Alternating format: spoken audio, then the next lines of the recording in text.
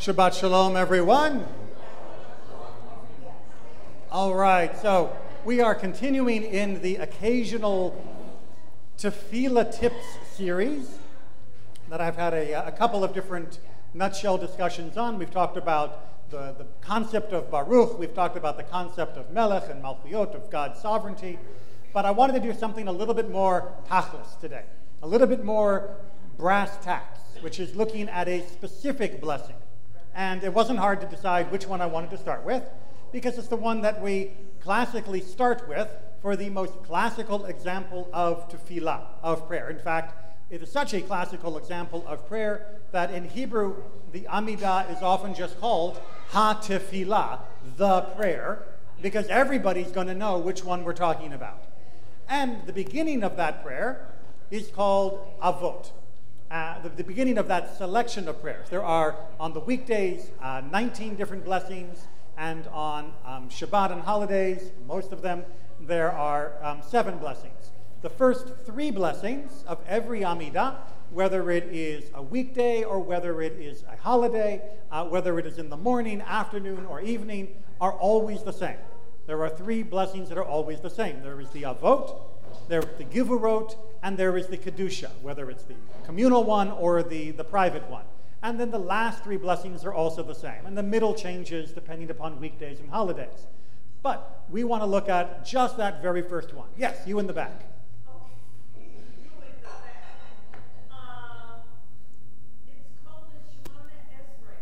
Correct. Another nickname for the Amidah is Shemona Esrei, which is the Hebrew word for 18, because it has 19 blessings.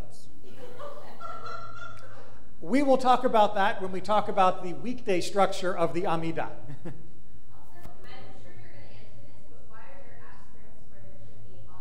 Why are there asterisks when there should be olives? Well, see, I am always torn whenever I'm making a handout, that I want to make the handout as usable and as important to hold on to so people can add it to their study collections and review it another time. But I am also cognizant that not every handout that I give out is handled with the same care and diligence that you would handle a Siddur, which is perfectly fine. However, if I'm trying to make this useful and give you the actual text camera ready exactly as it looks in the Lev Shalom Siddur, then I am now torn between how do I represent God's name in the handout. Sure, in English, no problem. But in the Hebrew, God's name is sacred. And that means that God's name on any piece of paper has to be treated with respect, whether it is a Siddur or whether it is a handout. To overcome that difficulty, I took the liberty of replacing the Yud He Vav He, God's name that we usually pronounce Adonai, with the He, standing for Hashem. And you'll see that at the top and at the bottom for the Baruch Atah portions. But this particular blessing is also blessed with a preponderance of one of God's other primary names, Eloheinu, or Elohim, or El. And that's why I had to go through and replace all of the olives and all of those in order to turn them into a reminder of God's name, but not actually God's name. Yes?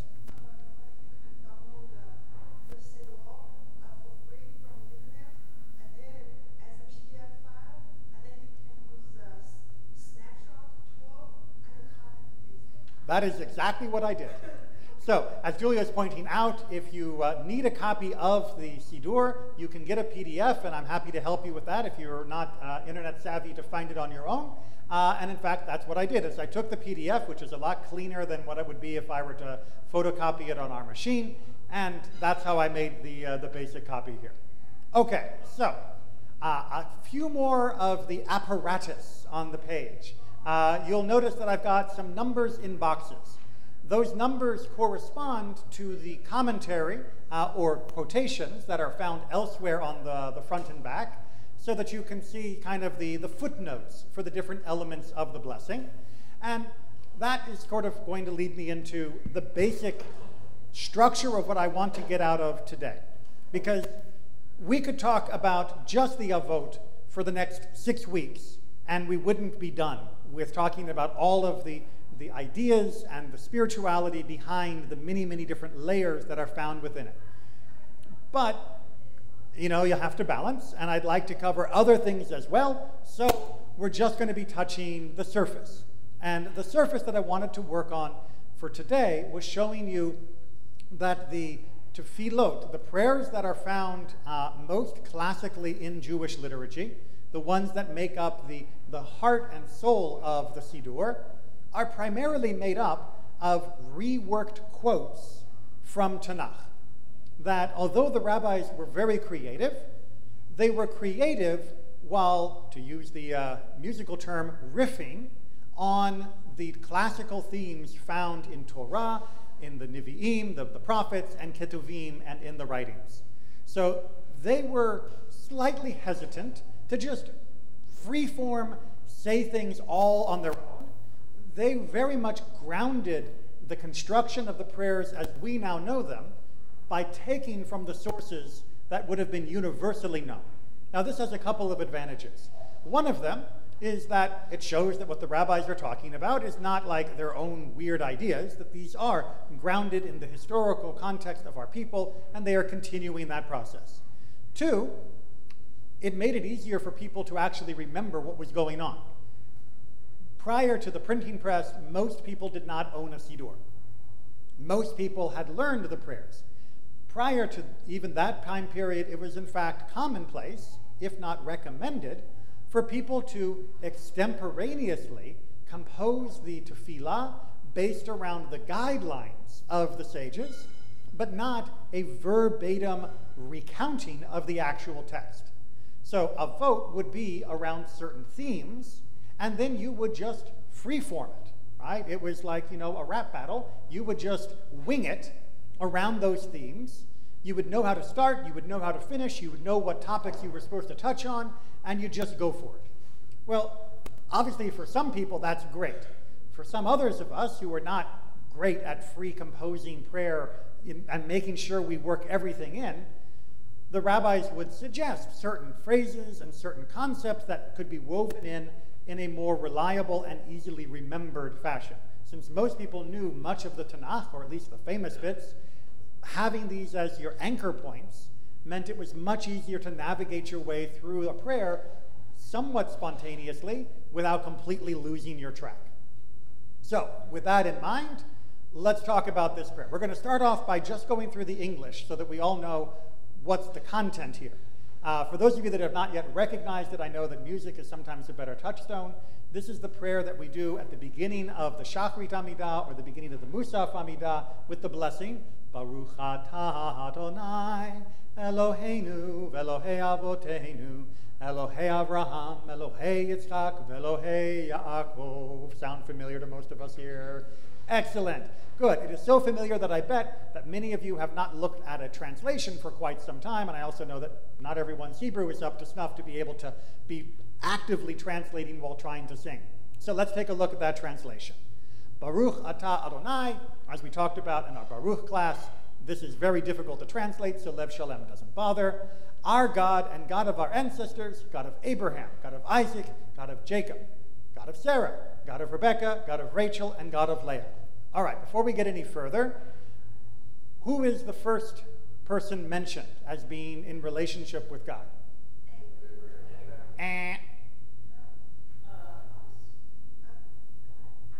Our God.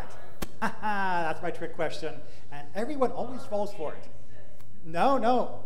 We are first mentioned.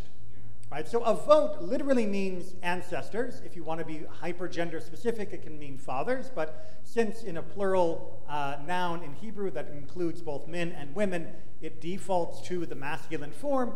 Avot, by definition, means ancestors without gender specification. So ancestors is my preferred term, and so is it for the Lev Shalem translation. It is very famous for including this rundown of our ancestors, and we're going to talk about that when we get to the source text. But it is so famous for that we often forget who it is originally directed to. And it is originally directed to us, the people currently praying. We start off by reminding us that God is our God, Eloheinu. God is our God, which gets redoubled as power because then we go on to say God is the God of Avotenu. our ancestors. Now, it's very tempting to think that when we go to our ancestors, that we are immediately going to put a colon there mentally, and the list that comes next is telling you who those ancestors are. That is not correct. We do not list Abraham, Isaac, and Jacob, and in the conservative movement, in many congregations like ours, Sarah, Rebecca, Rachel, and Leah, because we are defining the word Avotenu, our ancestors. We are doing it for a different reason, which we are going to get to. Instead, this is reminding us that God is our God, and God is the God of our ancestors, meaning your parents, your grandparents, your great-grandparents, your great-uncle Shmuel. All of them, they were all part of the same group that had this God, the one we are currently connecting to, as their God. So it starts off with the personal, it moves to the familial, and then we start talking about all of the generational patriarchs, matriarchs issue. Everyone with me so far? Okay. I know this is the difficulty because Hebrew doesn't put punctuation in. So you're saying that when it says God of our ancestors, that's referring to like our closest family. Yep. And then the God of Abraham, God of Isaac, then it goes on to Leah. Now those people happen to also be our ancestors, but that doesn't mean that they are coming to show you who your ancestors were. They are coming for a very different reason, which we'll get to when we get to the commentary after we've gone through a rough reading of the basic translation. Okay, so carrying on from there, where it's marked with the box 3, great, mighty, awe-inspiring, transcendent God, who acts with kindness and love and creates all, who remembers the loving deeds of our ancestors, and who will lovingly bring a Redeemer to their children's children for the sake of divine honor. Let me just give a quick word on that sake of divine honor, because it sounds a little weird, but if you look over in the Hebrew, it's lema'an shemo, which would literally be translated, unhelpfully, as being for the sake of his name, for the sake of God's name. I say that's unhelpful because in English, when you say, do it for the sake of your name, that is a very concrete idea of the reputation of somebody, right? You know, you want to do it for your good name's sake, that you're doing it so people will think well of you. In most Jewish commentary, that's not what we mean when we say lema'an shemo, because God's name is more than just God's reputation. God's name, the Yud He Vav He, is God's essence. It means that God will do this, and we can count on it, because that is what God is. That God is reliable to act in this way, in this particular case, the bringing of a Redeemer for the descendants of our ancestors, which means hopefully us, and if not us, our kids. We can rely on that because that's what God is. God is what brings redemption. That's what the Shem, the name of God, connotes and denotes. It is the implication of God's existence as God that this will be the result of God's existence within our world. I know, I got a little philosophical. Let's keep going. You are the sovereign who helps and guards and saves and shields. Baruch atah Adonai, shield of Abraham and guardian of Sarah. Okay, so let's get to our commentary, but actually, let me give a quick break. Does anybody have a question on any of these, the rough translation, before we start unpacking this? Because all Jewish prayer is meant to be unpacked. This is not a straightforward catechism kind of thing. This isn't just, you know, you stand up there, you repeat it by memory, and you're done. I mean, technically, yeah, you've checked the box, you did the deed, but Jewish prayer is always meant to create and tap into deeper understandings that are packed into these few words. Because as you can see, it's not a really long prayer. No immediate questions? All right, so let's break it down into our commentary. So beginning way back at the beginning with this concept of Baruch atah Adonai Eloheinu ve'Elohei Avotenu. Why are we starting here? Remember, as I've said numerous times, if you haven't heard me say it before, you will hear me say it again. You always have to ask, why is it this way? Why couldn't it be different? Well, we're going to go on to, it's a weekday, ask God for things. And we're not so arrogant or to believe that like we are alone worthy of these things. So we remind God of our ancestors who God's a favor on, and like hope that we can tap into some of their merit, that God will listen to our requests. Okay, so hold on to that thought. because when we start listing people, that is going to be a really important concept that we're going to be talking about in more depth. But before we even start listing people, why are we talking about our Avot? And okay, fine, maybe we need to talk about our ancestors. Why are we talking about them first? Why don't we start off with the Kedusha? Right, the Kedusha is all about how holy and amazing God is. Let's start there rather than talking about our family tree.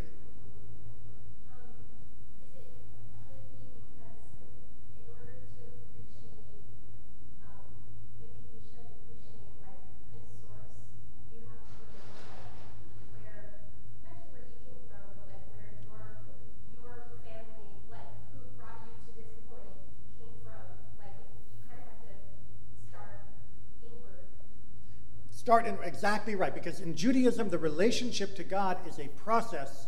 It is not a precondition. Many other faith traditions assume you already believe in God, and therefore I don't have to actually worry about you having the right faith. Faith is the entry ticket that gets you through the door. Judaism says, no. Faith is the result of a spiritual process and personal effort.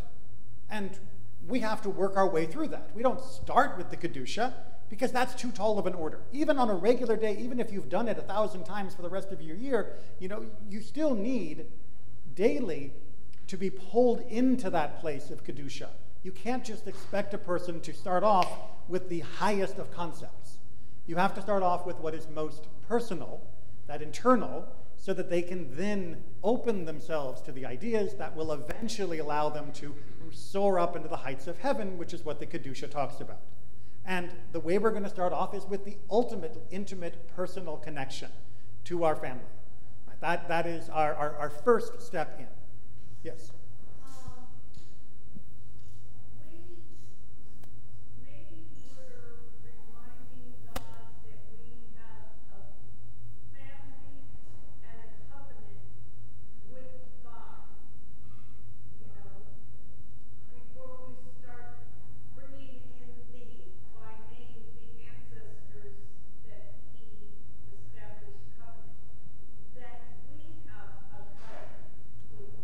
Right, hey, God, it's me, Joshua Neely.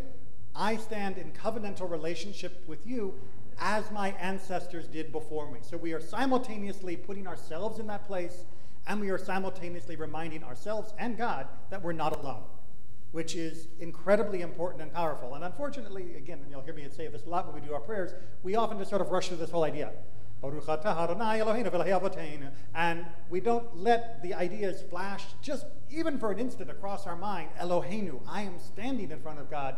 Avotenu, and this is the same God my ancestors do. That means I am in a place with God as they were, and they are with me as I stand in front of God. This is the cascade of ideas that hopefully will eventually just rush through you as you do some of these prayers.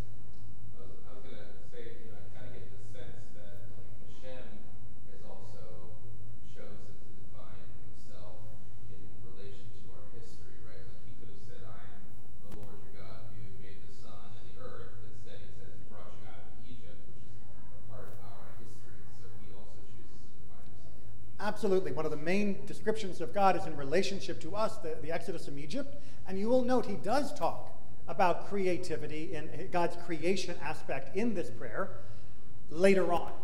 He doesn't start there. Again, why? Because for the average person, it is easier to begin a relationship with God through the avenue of family and the history of a family than it is through this is the source that made the sun. We'll get there eventually, but that's not usually the open door for most of us. Now, that may be a little different in the modern world because we have sometimes different relationships with our family than we used to or that we ought to, but at least that is the paradigm that is being promoted here. All right, we got to look at our actual comment, though. Comment number 1 at the bottom of the front page. From where is it derived that one says the blessing of the patriarchs, Avot, the first blessing of the Amidah? How do we know this is what we're supposed to do and do it first? As it is stated, ascribe to the Lord mighty ones. Havu l'Adonai b'nei Elim. All right, b'nei Elim. Anyone want to give me a rough and unhelpful literal translation? What is b'nei? Children. And Elim? Gods. But no, it says mighty ones here. Why? Because that word, Elim, or even Elohim, can mean powerful people. This is a term that is found in other parts of the Torah and Tanakh. It really means the powers that be. Now, usually when we are talking about the powers that be in Judaism, we're talking about the capital P powers that be, meaning God, because that is the source of all power and trueness. But the word can also mean, things that are in this world realm and this caliber of power, meaning important people around here. In which means that one should mention before the Lord the mighty ones of the world. Okay, who are the mighty ones of the world? Well, it's not Mike Tyson, showing my age, right? It is not Elon Musk. It's not the billionaires. It's not the athletes. It's not the celebrities. It's the Avot. Who is truly great in the world in the eyes of God? Who would we want to remind God of and remind ourselves of with God, in relationship to God? Abraham, Isaac, and Jacob, Sarah, Rebekah, and Leah. Those are the people we want to remind ourselves of. And that's how we get into our list. Okay, now, what do we notice weird about this list? Abraham, Isaac, and Jacob, Sarah, Rebekah, Rachel, and Leah. There's a mechitza. It's totally unnatural, right? Shouldn't I say Abraham and Sarah, Isaac and Rebekah, Jacob and Rachel and Leah? Why am I separating the dudes from the gals? The gals were added as an addition. The gals were added as an addition, right? The classical form before the 20th century was to only say Abraham, Isaac, and Jacob, and then move on. And the gals were added later on in our liturgy. So that isn't it. I'm going to push back there because it's very easy, like I said before, to think of Abraham, Isaac, and Jacob as being coming after a colon, explaining who our ancestors are, in which case it still wouldn't make sense of why we only picked those three. Why not also pick some other people that are important from Jewish history? And it still doesn't tell us exactly why, once we added in the ladies, we didn't intersperse them with their hubbies and line them up as family units, since clearly family units are so important to us. So we're going to have to deconstruct why we have the three guys in the first place. Because the God of Abraham and the God of Jacob and the God of Isaac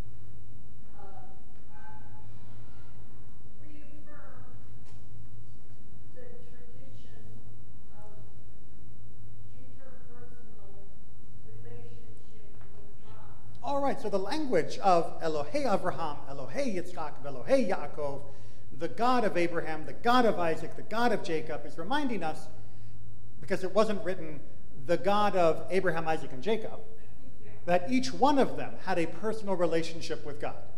That it wasn't a just shared relationship, that each person has that own experience, and each person should strive for that own experience, that there isn't a second-hand relationship with God, that it needs to be individual. But where did we get that language from? Was this just the brilliance of our sages? Well, they are brilliant, but not for this case. Look at text number 2. I am the God of your fathers, the God of Abraham, the God of Yitzchak, the God of Yaakov. Moshe concealed his face, for he was afraid to gaze upon God. From Exodus 3:15. What's this episode more famously called? The burning bush. The burning bush. It is God who first describes God's self as the God of Abraham, the God of Yitzchak, and the God of Yaakov. The Amidah is quoting God back to God. Like, hey God, remember when you told Moses, when he said, who are you? I am the God of Abraham, I am the God of Isaac, God of Jacob. Well, that's what we feel now comfortable reflecting back to you, because this is what you told us was a descriptor for you. But they knew him by a different name. But they did not know him in the Yud-He-Vav-He name in the same way. Right? So that, and we're going to reflect on how they did know him, because that pops up later on through this Avot. We do get more of a how they saw him, but this is that first statement of, God, you exposed yourself to Moshe through the lens of Abraham, Isaac, and Jacob. And so we are going to quote that back, which is why even when we decided to include the matriarchs, we didn't break them up into couples as the list. Because if we did that, we would have had to change the quote from the Torah. The Torah says, God of Abraham, God of Isaac, God of Jacob. And if you break that up just for the sake of matching wife to husband, then now you lose that touchstone to that place in Torah. Now you're not hearkening back to the burning bush. Now you're just listing people. So when we see the list of Abraham, Isaac, and Jacob, we are supposed to not think those are three groovy dudes. We are supposed to think God at the burning bush. We are supposed to be thinking that we are having the same experience that Moshe had when he approached God at the burning bush. It is not trying to tell us anything about the gender of these guys. It's not telling us anything about the specialness of these three guys. It is telling us about the experience of encountering God at the burning bush. That's what this term, that's what this phrase, this quote was chosen to do. But it has another job too. Turn the page. It still says two because it's referring to the same concept of these three, Abraham, Isaac, and Jacob. And now from Exodus 32, recall Avraham, Yitzchak, and Yisrael, your servants, to whom you swore by yourself, because how does God make an oath? God can't swear by some other God, so God swears by God's self. It's one of the coolest things in Hebrew in the Tanakh. You swore by yourself when you spoke to them, I will make your seed many as the stars of the heavens, and all this land which I have promised I will give to your seed, that they may inherit for the ages. And it's Exodus 32. Anyone know Exodus 32? What's the main topic going on right now? Yep. God is really, really upset about the whole golden calf thing. And Moses is saying, don't. These are Moses' words. Moses is saying to God, don't you remember Abraham, Isaac, and Jacob? Moses is throwing back to God the same words that God had used to convince him in the first place at the burning bush. And now Moses is throwing them back as part of his plea to God on behalf of the rest of the Jewish people, that God not just drop us in the wastebasket of history, but instead God sticks it out and works with us. So we have both the statement of, I am now ready to have the experience with God that Moses had at the burning bush, and also, you know what, I'm also probably worthy of being dropped in the wastebasket the same way my ancestors were, but I'm going to appeal to God the same way Moses did by reminding him of Abraham, Isaac, and Jacob. So this phrase, Abraham, Isaac, and Jacob, is doing a lot of heavy lifting in the Amidah. Multiple things are going through, multiple emotions. It is both elevating us and it is humbling us at the same time. And that phrase gets so much conversation about the gender issues that unfortunately we have lost sight of that. So before we move on to the additional commentary, what is the gender issue and how did it come to be that we eventually included Sarah, Rebecca, Rachel, and Leah? What do you think was the issue that prompted that inclusion? Why did people eventually say we should include Sarah, Rebecca, Rachel, and Leah? They maintained the home and they provided the offspring. They were important, right? Without Sarah, Rebecca, Rachel, and Leah, there would be no Jewish people. It would just be Abraham, and then he would die, right? There would be no Isaac. And without Rebecca, there would be no Jacob. And without any Rachel and Leahs, there would have been no tribes. So yeah, they were kind of essential. And when you read through the biblical narrative of the book of Genesis, you realize they were more than just baby factories, that these were incredibly important women that were absolutely the equal of their husbands in determining the fate of our nation. So they cannot just be ignored.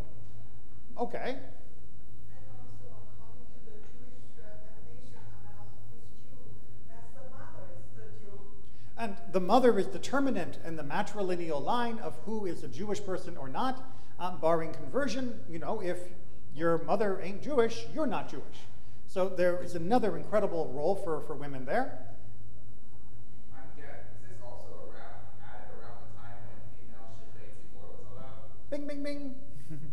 So if women are now wanting to lead, They're allowed to affirm their own relationship with God through female ancestors as well as the male Representation, exactly. Women are now at the time when this is becoming debated, women are beginning to take their place on the bima, to read from the Torah, and especially to lead services. And for many women who had to fight tooth and nail for the right to do that, it felt like they were missing something to only list Abraham, Isaac, and Jacob. That it felt like all of the feminine participation in the Jewish narrative and story was being overlooked. And unfortunately, during that time of debate, yeah, that was a lot of the conversation, meaning that there were people who said, yes, women shouldn't be allowed to do this, women haven't done these things, and they don't deserve to do these things. And many women and many men who were in support of women's participation said, we need to plant a flag that shows that not only can women lead services and contribute to our people in this way, but they have done it. And leaving them embedded in the gender-ambiguous avotenu, our ancestors, is not good enough. We need to actually tell their stories at least the same way we tell the story of Abraham, Isaac, and Jacob, which means to list their names, so that you will remember that they were there, that this is not an entirely male-created, male-run, male-dominated, and male-centric religion, but that the women have been a part of this, and that representation matters. Have the Orthodox included the matriarchs? Absolutely not. No.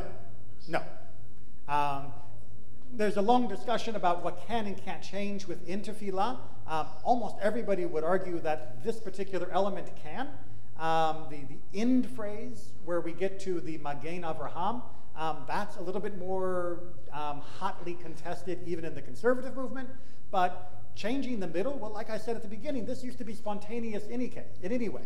So yes, there was changing all the time, from one Shaliach Tzibur to the next, one leader to the next. But the Orthodox stubbornly will say, absolutely not, we will not change any of this, but that goes back to the creation of Orthodoxy in the 1800s. Remember, Orthodoxy is younger than the Reform movement. What time frame is this? This was really getting a lot of attention in the 70s and 80s in particular, dependent upon which congregation you were in, though.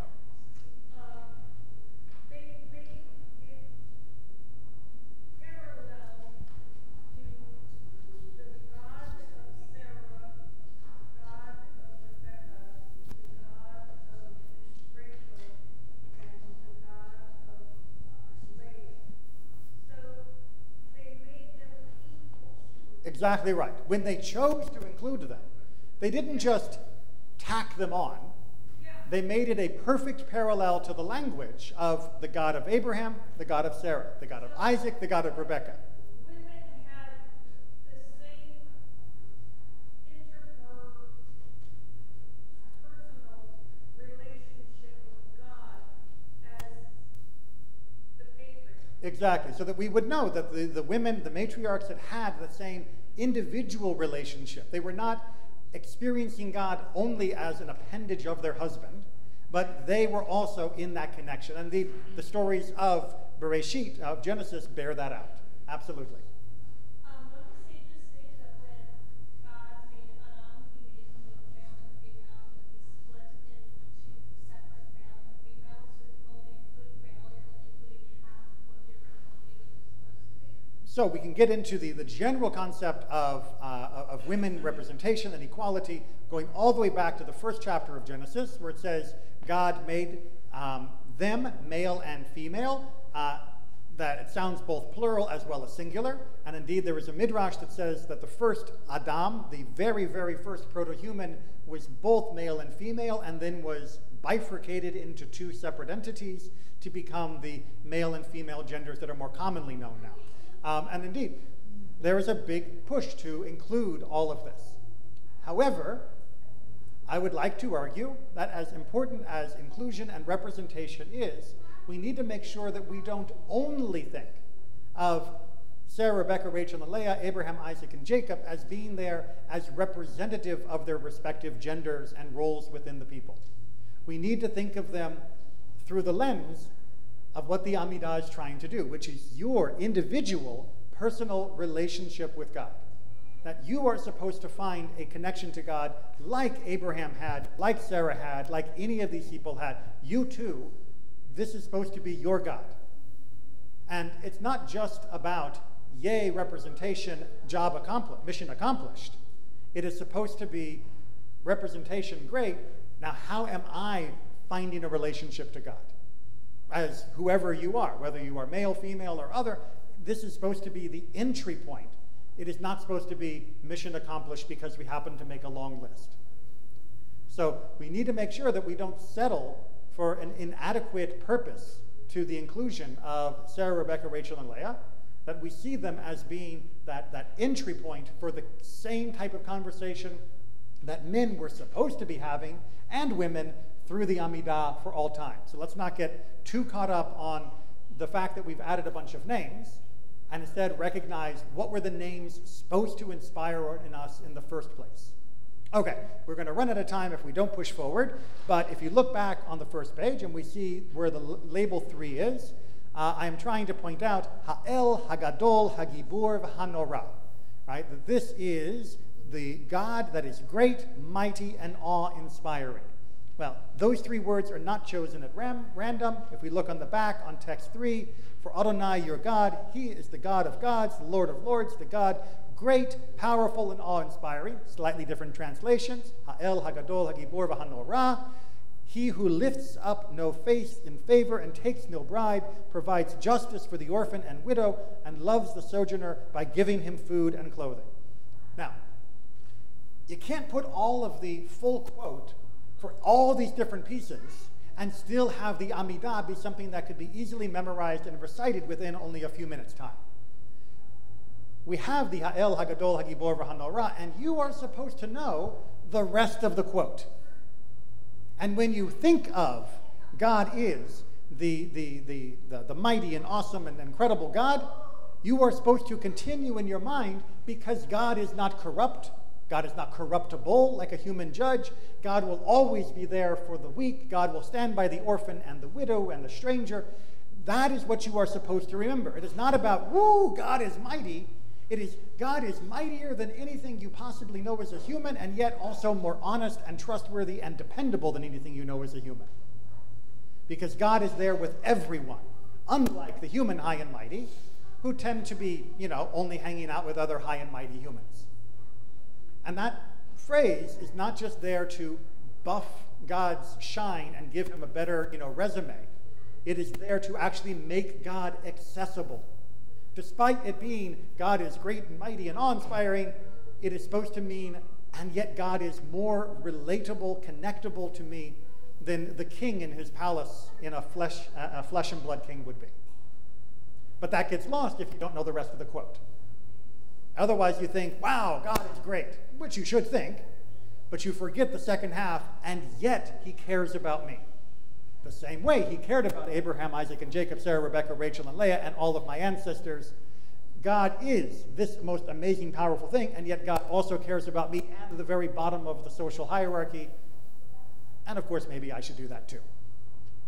And again, all of this is part of the flood that is supposed to be swirling around as we encounter this part of our service. It's not just about saying the words, it's about seeing all of the lines shooting out from these different words and phrases to remind us of many more ideas than just the basic words. I don't know Hebrew, so what actually is the Hebrew word that says great, mighty, awe-inspiring, transcendent? It's the number 3, where it says Ha'el Hagadol, that's great, Hagibur, mighty or powerful, V'Hanorah, awe-inspiring. So there are adjectives. Yes. Rather than use, because at some point, I was told, who don't know Hebrew at all, that we have different words for God. Could be Elohim, creator of heaven and earth, Adonai, the Shekinah, Mm-hmm. and also the creator of heaven and earth is also the still small voice. Yes, exactly. This doesn't list different names for God, instead it uses adjectives. It's different adjectives, but again, it's a particular combination of adjectives. That phrase, Ha'el, Hagadol, Hagibor, V'Hanorah, appears in slightly different forms or a full repetition in different parts of the rest of the Bible, and it is supposed to remind us to think back to this line in Deuteronomy. It's, the internet was one of the most amazing things for Jewish study, not just because it's really handy, because it gave us the metaphor of links, of words you could click on a page that would take you to another page. And all of Jewish prayer, indeed all of Jewish study and practice, is made up of layer upon layer of these links. So that when you run across a word or a phrase, it is supposed to trigger in your mind a connection. Oh, right, that sounds so much like that passage in Deuteronomy. How does that go? And then the rest of that fills in more meaning and content and a different spiritual feel than you would have had if you had just stuck with the words on the page. So it's this hyperlinking all over the place, which can be overwhelming, and that's why, on any given day, you may be only chasing down one or two feelings. There may be just a few things that are popping into your mind from all of these connections, and they may change from day to day or from even morning to afternoon. That's okay. That's fine. That's the whole point. This is supposed to be rich and incredibly detailed tapestry that you are pulling from, and the different parts will speak to you in different ways at different times. But you have to know what at least some of those things might be so that they can actually make themselves heard. All right. We've got less than 20 minutes. All right. Number 4, El Elyon, right, which is being translated over here as transcendent God or God on high. Again, the sages are not inventing this phrase, and they're not picking it just because it's saying, yay, God is like really, really super. It is meaning for us to go back. We look on Genesis 14. Anyone know Genesis 14? Probably not, because this is one of those chapters in the story of Abraham that everybody likes to skip. Nope. This is Melchizedek. This is the battle of the armies of the plains. This is one of those things where if you're a biblical archaeologist, you geek out over, because it's talking about how the city-states had all these weird alliances back in this time of Abraham, and it's actually really, really cool to see how it plays out with Abraham being a party to all of this. But this is Abraham going to war. He goes to war in order to rescue Lot, who's been kidnapped in one of these raids, and he is bringing him back along with all the other people of Sodom and Gomorrah that had been taken prisoner. And on their way back, a guy comes out from what would eventually be called Jerusalem and shares bread and blessings with Abraham. And that guy's name is Melchizedek. And as he does so, he says, "Blessed be Avram by God Most High, El Elyon, founder of heaven and earth, Konei Shamayim va'aretz." And 2 lines later, Abraham is having an argument with the king of Sodom, who is like bickering and haggling over how much loot Abraham gets to keep from what he's captured from the people who took it from the cities in the first place. And Abraham says in his oath to the guy, Abraham said to the king of Sodom, "I raise my hand in the presence of Adonai, God Most High, El Elyon." He is echoing the words of the non-Jewish Melchizedek, who just used that phrase, Konei Shamayim va'aretz, founder of heaven and earth. And then he says, I'm not going to take a thing from you, because I don't want people to say the people of Sodom is who made Abraham wealthy. Right? God made me wealthy, not you people, because I'm only helping you because my nephew happened to be stuck among your captives. But I wouldn't, you, the king of Sodom, who was hiding out in a pit and didn't actually help his people, you're not the person I'm helping. And I don't want people to say that you paid me off. So again, there is this deeper narrative that is happening for El Elyon, and the idea of Konei Shamayim va'aretz, the idea of God being the maker of heaven and earth, that is being reflected here through the subtext rather than the full quote being brought. Everyone following this? Do we have any Star Trek fans here? Next Generation fans. Right? Next Generation fans? All right. Did anybody remember the one of the most hated episodes? Is the episode, and I can't remember the term, where the Picard gets beamed down to a planet to meet with a representative of the other species, and the guy only talks in metaphors. Darmok, thank you. Exactly. I knew there'd be someone. And the guy only talks in metaphors, right? Like he says, Darmok Atagra, and it's supposed to mean this is a challenge to build our people together. We're going to face a challenge together in order to bond and overcome our differences. That's implied by referencing the story of Darmok. But they only mention the story. They don't have words for what the story represents. Well, as if we had said Gilgamesh. Exactly. Or as if we said, Lot in Sodom. And you would all know, oh yes, the story of Sodom and Gomorrah. Or Abraham at the Akedah. Oh, of course, Abraham sacrificing Isaac. You all know the context. You all know many of the layers of meaning. All I have to do is say the title of it, and now we can have a conversation without actually mentioning anything. Well, it was incredibly hard for people to get the idea in Star Trek, which is, I think, why it's one of the most least appreciated episodes. But Jewishly, yes, that's what we're constantly doing. We're constantly making both explicit and oblique references to the entire realm of Jewish thought and feeling through all of these different collections of words. And it's just a matter of tracing them down to find what else they are trying to say beyond just the surface. Okay, so that is there, and then we get to line 5, where we say, let me get my line here, V'zocher chastei avot umevi goel livnei v'neihem, right? And you remember the chastei avot. You remember the loving deeds or the fidelity. There's lots of ways to translate the word chesed, depending upon which generation the word shows up in. You remember that God, and thus you will bring a redeemer. Well, how do we know that? Well, from Leviticus 26:42, when God is responding to the potential collapse of the Israelites and they're being carried off into captivity, he gives us this glimmer of hope. Then I will remember my covenant with Jacob. I will remember also my covenant with Isaac, and also my covenant with Abraham. And I will remember the land. And then I will bring you back to the land of Israel, which is, of course, what happens after the Babylonian captivity, and we are restored during the Persian time. Notice again the quote from Leviticus. What is it doing? I will remember Isaac. I will remember Jacob. I will remember Abraham. It is 3 separate things, just like God of Abraham, God of Isaac, God of, it's the same literary device being used again. And it is also reminding us here, even if we mess up, God will remember us. This promise of a Redeemer is not just that we will earn it. It is not just that God will remember them and then everything will be fine because, we'll earn it at that point. It's no. Even if we mess up, God is still going to help us.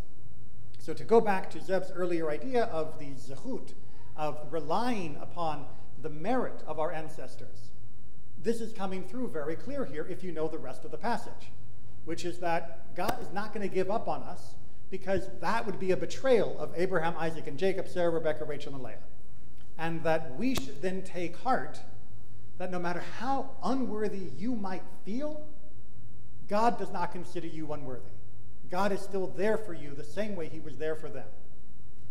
Is there any significance in 5 that God remembers in reverse order? What do you think might be? Official? There isn't an official answer for this. Unwinding what they wound up. What's that? Unwinding what they wound up. Unwinding what they wound up, right? We are going back through the covenant and restoring it in the way that we had taken the covenant and destroyed it in the first place, right? It went Abraham, Isaac, and Jacob, and then we messed it up. So it's going to go Jacob, Isaac, Abraham to get it restored. So that chiastic structure, to use the fancy term, is very classic.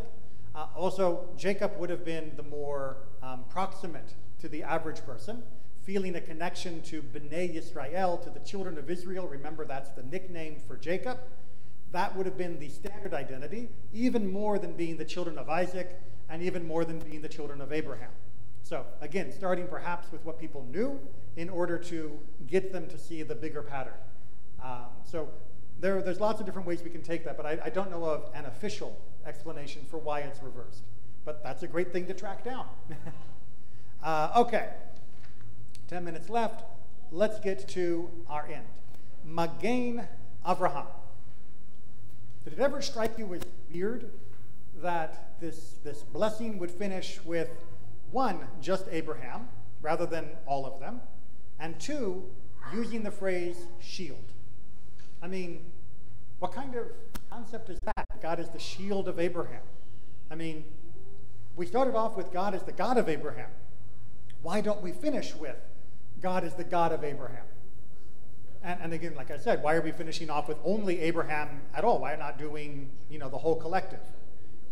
Well, because again, it's a quote. It wasn't because the rabbis decided, it was because the rabbis decided to pick this particular phrasing.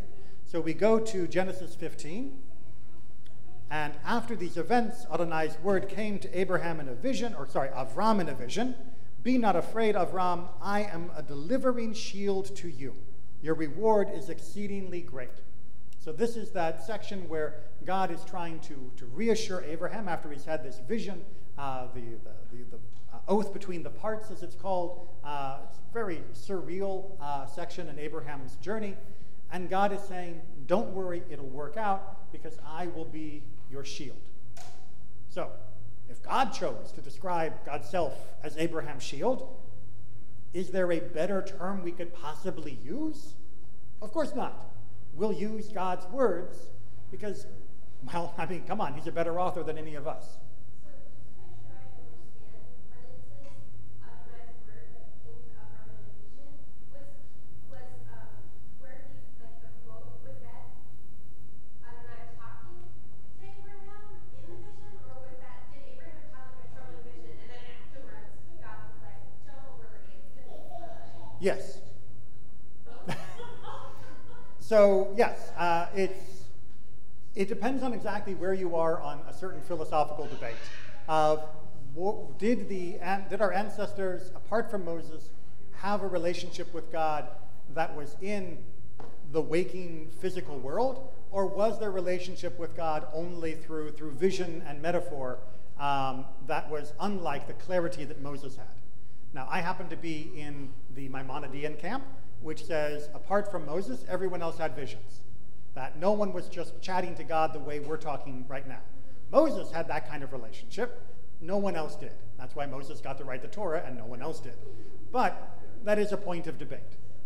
So for the Maimonidean view, it would be Abraham indeed was in like a trance or even a dream, and it was troubling, disturbing, and God was showing him things that led him to understand that God would be a shield to him and to his descendants. And so that became the language of protection, of support, and of eternal defense of you and the people. Was when God refers to God's self as a shield, God does very disturbing things with Abraham. Is God saying you'll be shielded from others, or like, don't worry, all of this, like when you see the power of God, it won't destroy you? Yes. Again, it's. So what is Abraham shielded from? It's an excellent question, and it's an excellent question in general when talking about Avram and then Abraham, of receiving blessings and all sorts of promises, and yet his life is really, really rough. And like you said, oftentimes it seems at the instigation of God. Most notably the Akedah, the near sacrifice of Isaac. So exactly who is God shielding Abraham from? Well, he's not shielding Abraham from the fact that there's going to be bad stuff in life. But what he is shielding Abraham from is losing completely. Abraham will make it through. No matter what happens, you will make it out to the other side. You may be wounded, you may be injured, there will definitely be challenges, we can call them tests, but you will make it to the other side, and despite what it may feel like, I am still with you during those times. The fact that something bad happens to you doesn't mean I've rejected you. The fact that something bad happened to you, I am still with you, and I am shielding you from what could be even worse. And again, speaking for a personal level, for the Amidah, rather than just a historical reflection, this is meant to remind us, and has for most of the last 2,000 years, that we too will go through rough times. But that doesn't mean the rough time is God being rough with us. It means God is doing the best to shield us from all that the world is throwing at us. And yeah, it's still going to be rough, and there's still going to be lots of problems and casualties and all of that, but we will make it out to the other side. And so far, history has proven that we do, at least collectively.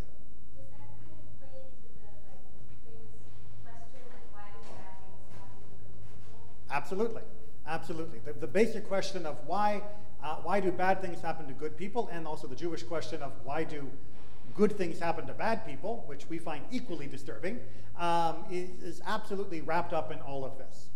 It's not answering that question, and it's certainly not resolving that question because no one has resolved it completely, but it is telling us that despite all those things happening, that doesn't mean that you're a bad person if bad stuff happened. Right. Or it doesn't mean that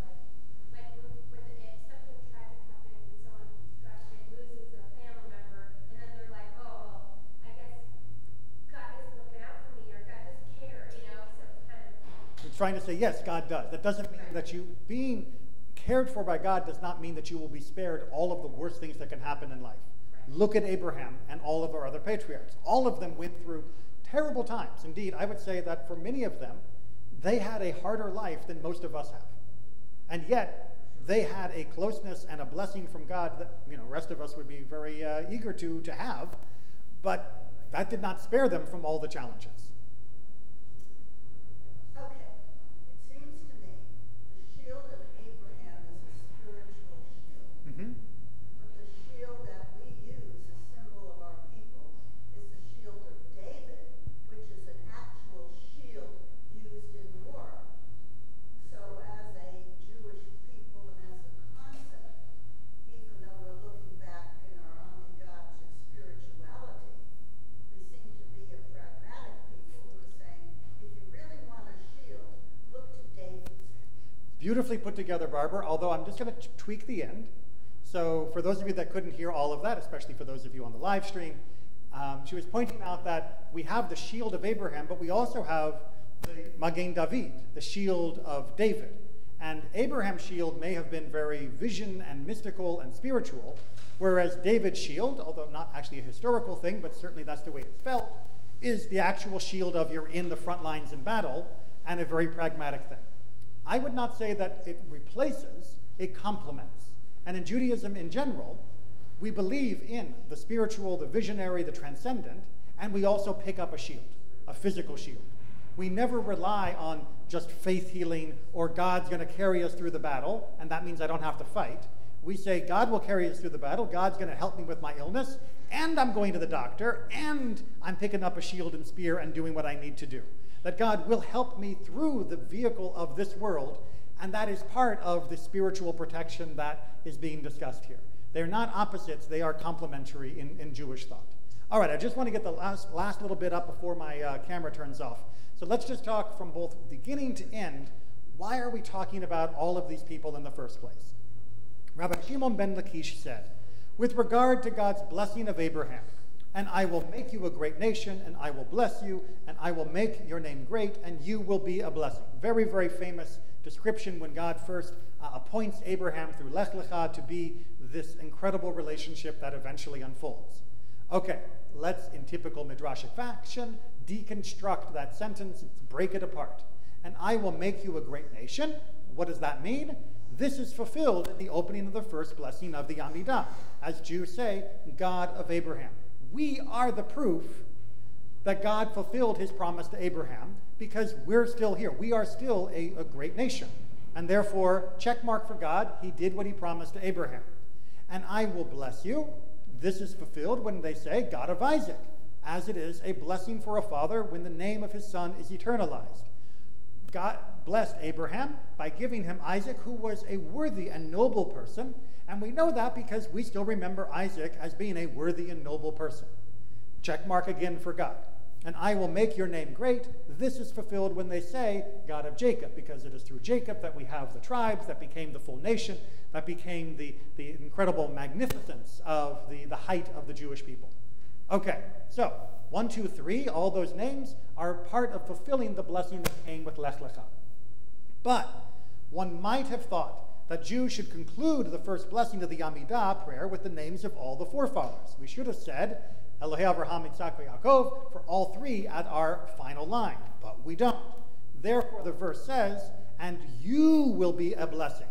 With you, Avraham, the singular you, they will conclude the blessing, and they will not conclude with the mention of all of the other forefathers. This is why the first blessing of the Amidah prayer ends, shield of Abraham, Magen Avraham. Okay, so now we get back into the controversy. First of all, it makes the poetry all very clear and lovely teaching. Was it right to add Poket Sarah in that final blessing, what's called the Chatimah?